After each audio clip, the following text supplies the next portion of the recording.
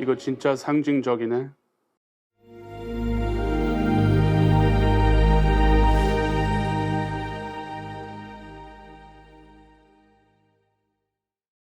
If you understood that reference, then I think you'll recognize what movie we're talking about today. Hello, and welcome back to Screen Sanctuary. I'm your host, Steve Chu, and today we'll be talking about Parasite. Parasite, or 기생충, is the highly acclaimed 2019 film by South Korean director Bong Joon-ho, which won Best Picture at the 92nd Academy Awards, becoming the first non-English language film to win Best Picture.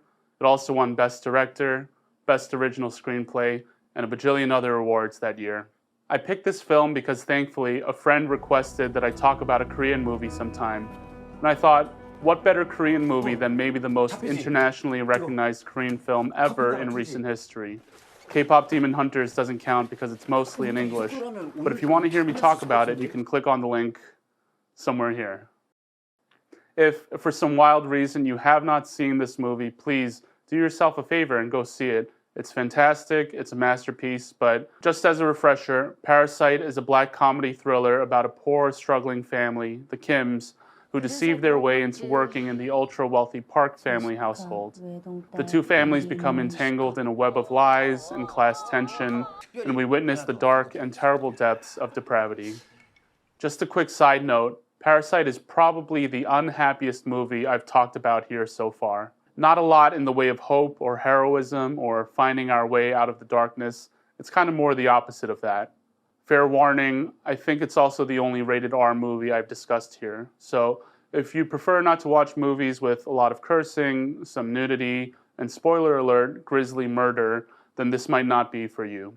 Parasite is a movie about families, but I would not call it a family movie. Let's jump right in. The first theme we're exploring today is the problem of false idols, namely those involving greed. Pretty early on in the movie, we see the Kim family's son Kyu and his friend Min-hyuk come bearing gifts. The first gift is a tutoring job opportunity that will set in motion the events of the rest of the movie, and also a scholar's rock that's meant to bring familial wealth. I made a reference to that scene at the start of this episode because the way Kyu looks at it, really lovingly, really longingly, 야, 이거 진짜 상징적인 거네. and he says it's so symbolic, or in some translations, it's so metaphorical. It's a great multi-layered object and prop because it truly symbolizes the thing that they desire, wealth. But it's also a joke because it's just a rock. But also in a very Chekhov's gun moment, it's the thing that will smash Kyu's head and dreams in by the end of the movie. As the story unfolds, we see how far people will go for greed. What starts as an amusing ploy to earn extra cash from an unknowing family will soon plunge into the metaphorical and literal depths. The Bible warns us over and over to not have other gods before God. It tells us that we can't serve both God and money. It tells us about the tragedy of when people start to worship things instead of God. And this movie shows just one outcome, albeit extreme, of what happens when we serve false idols. The next theme I'd like to examine is the question of how we treat our neighbors. Now, by the standards of the society in this movie, it's made extremely clear that these two families would never be actual proximate neighbors. We're shown over and over the contrast between their actual neighborhoods and how they live, and we see how the wealthy Parks would never accept a family like the Kims normally, judging them based on looks and societal standing, and what becomes a common theme in the movie, the way they smell. But as fate would have it, or extremely effective deception, they become neighbors and they enter their home and lives.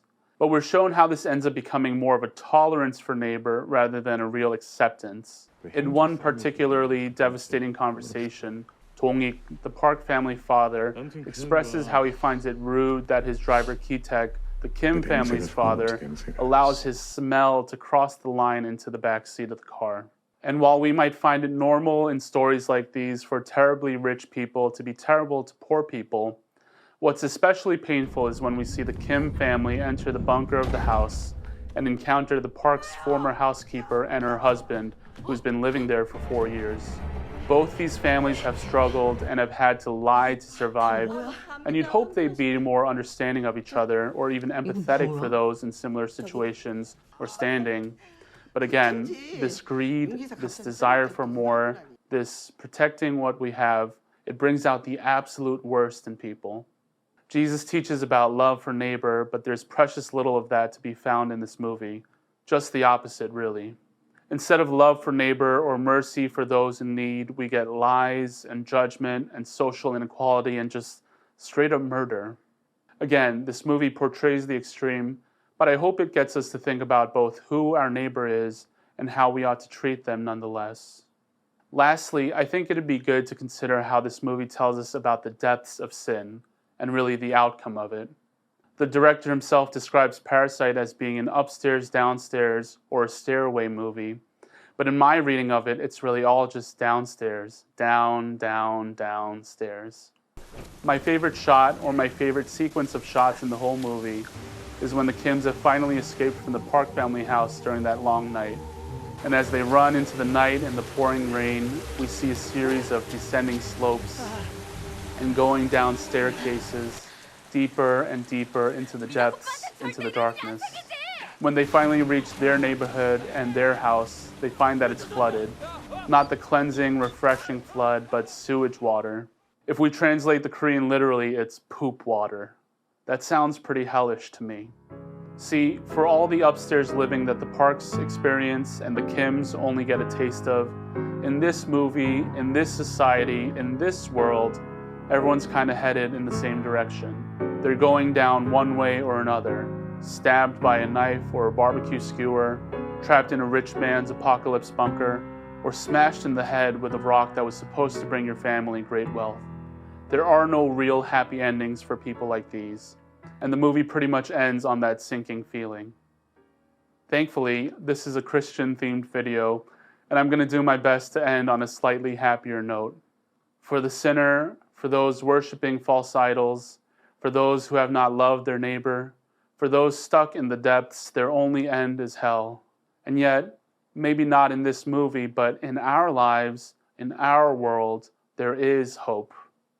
The good news is that there is a real rock, not some BS scholar's rock, but a real way out of the depths, out of the darkness, and that is Jesus Christ. By his death and resurrection, by his grace, we've been given a way out of the downstairs and into the upstairs. I'm sorry if I'm always ending on a preachy note, but I'm a preacher. It's kind of what I do. I really hope you enjoyed this episode and that you enjoy examining how thematically rich a movie like Parasite is, even if it's kind of grim. There's so much to talk about that I didn't even get to, but we'd love to hear your thoughts about it in the comments section. If you're enjoying Screen Sanctuary, please make sure to like and subscribe, and please give us some movie recommendations in the comments too. So far, it's mostly my friends trying to get me to watch horror movies, which I really don't want to, but if we hit enough views or subscribers, I'll think about it. And now, please go ahead and rewatch Parasite if you haven't already, and until next time, see you at the movies.